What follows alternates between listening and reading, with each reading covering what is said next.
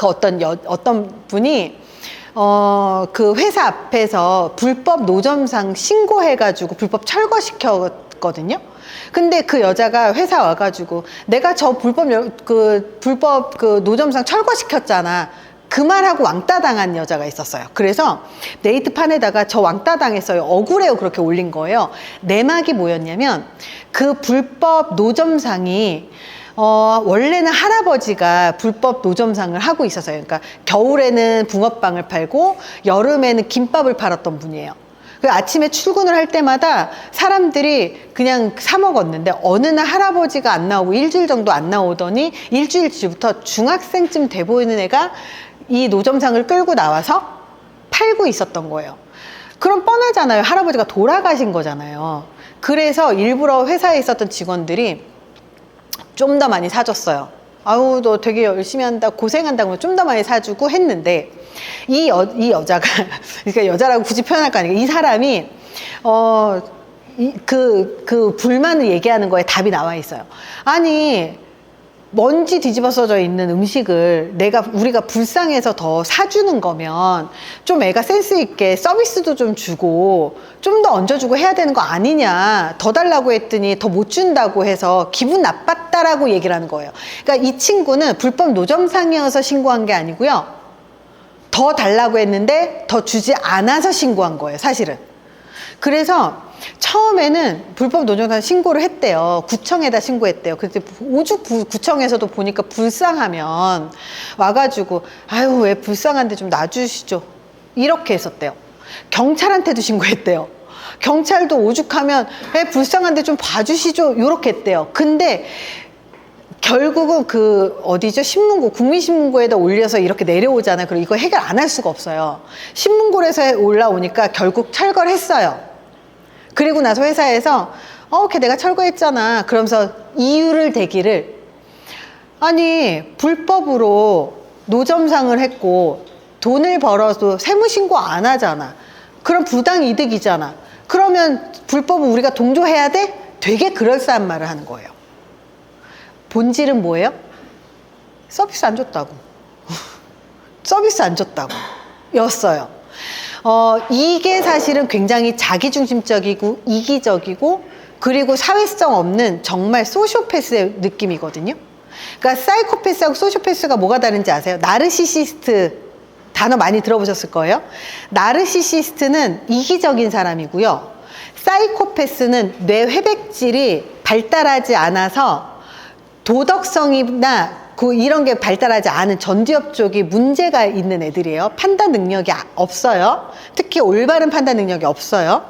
특히 감성이 발달하지 않았어요. 그래서 사이코패스를 구분하는 건 미러링이나 이 미러 반응이 있는지 없는지를 확인하면 사이코패스를 확인할 수 있습니다. 미러 반응 뭔지 아시죠? 내가 친해지면 내가 요렇게 하면 앞에 있는 사람도 요렇게 있고요. 요렇게 하면 앞에 있는 사람도 요렇게 자세를 바꿔요. 이게 미러 반응이에요. 그래서 거울 반응을 상대방이 나를 따라 하느냐, 내가 상대를 따라 하느냐에 따라 달라져요. 근데 소시오패스는 뭐냐면 굉장히 공감 능력이 고도로 발달이 돼 있어요. 그래서 상대방이 어떤 감정을 갖고 있는지를 굉장히 잘 알아요. 근데 이 소시오패스는 길러집니다. 뇌가 잘못되는 게 아니라 부모가 아이의 잘못된 행동을 오냐오냐 하고 이 아이가 불편한 것이 없게끔 대신 다 해주는 행동. 그러니까 요즘 소시오패스들이 길러지고 있는데 학교에 가면 어떤 애들이 많냐면 학교에서 학생들 혼내지 못하는 거 아시죠? 학생들 못 혼내요. 애들이 사교육 받는 것처럼 사고방식이 완전 바뀌어가지고 학교에서 수업을 듣잖아요. 그럼 내가 대학에서 똑같은 마인드예요. 내가 학비 냈잖아. 그럼 너는 나를 가르쳐야지. 왜 내 시간을 낭비시켜? 예요. 기본적으로 인간에 대한 존중 없습니다. 그래서 대학 교수들이 학교를 그만두고요. 그리고 고등학교, 중고등학교 선생님들이 학교를 그만두기 시작했어요. 학교에서 진짜 일을 잘하는 선생님들은요, 애들을 과제를 많이 안 시키고, 혼내지 않고, 그리고 남아서 공부 안 시키고, 그리고 하겠다는 거 다 해주는 사람. 누워서 자도 말 한마디 안 하는 선생님들이 능력 있는 사람이에요, 요즘에는. 그래서 애들 자고 있으면 공부 좀 해. 그래서 좋은 소리 한마디라도 하잖아요. 그러면 다음날 엄마한테 연락 와서 네가 뭔데 내 자식을 그렇게 하냐고 그렇게 얘기를 합니다. 그러면 사회의 규칙을 따르지 않아요? 사회의 규칙을 따르지 않고 그 사람을 중심으로 돌아가요? 근데 요즘 인공지능 시대예요. 인공지능이 뭐예요? 그 사람에 맞게 개인화되어서 그 사람의 관심사에 맞게 컨텐츠가 추천되는 시스템이고 그 추천이 강화가 돼요. 그래서 그 사람을 학습해서 그 사람이 원하는 것들을 제공을 해줍니다. 그걸 해주는 대표적인 게 뭐예요? 유튜브, 구글, 네이버. 네이버는 아직도 멀었어요. 유튜브가 그 구글이 짱이에요, 진짜. 구글, 틱톡 이런 것들이 완전히 개인화가 돼서 내가 한번 클릭하면 그런 것들이 계속 미친 듯이 뜨는 거예요.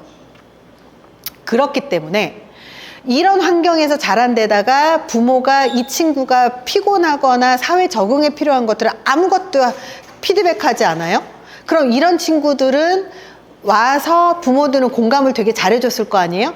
그러면 이 아이들이 굉장히 자기중심적이고 이기적이 되면서 특히 이 아이들 중에서 사람을 도구적으로 보기 시작하는 친구들이 있습니다.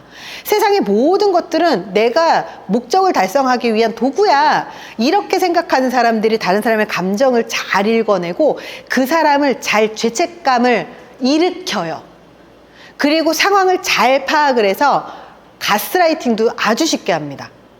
실제로 부하 직원한테 가스라이팅을 당하는 상사들 되게 많습니다. 여기도 많이 경험을 하실 거예요.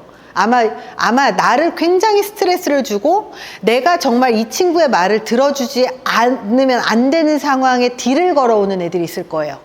그런 친구들이, 그런 끼들이 굉장히 많아요.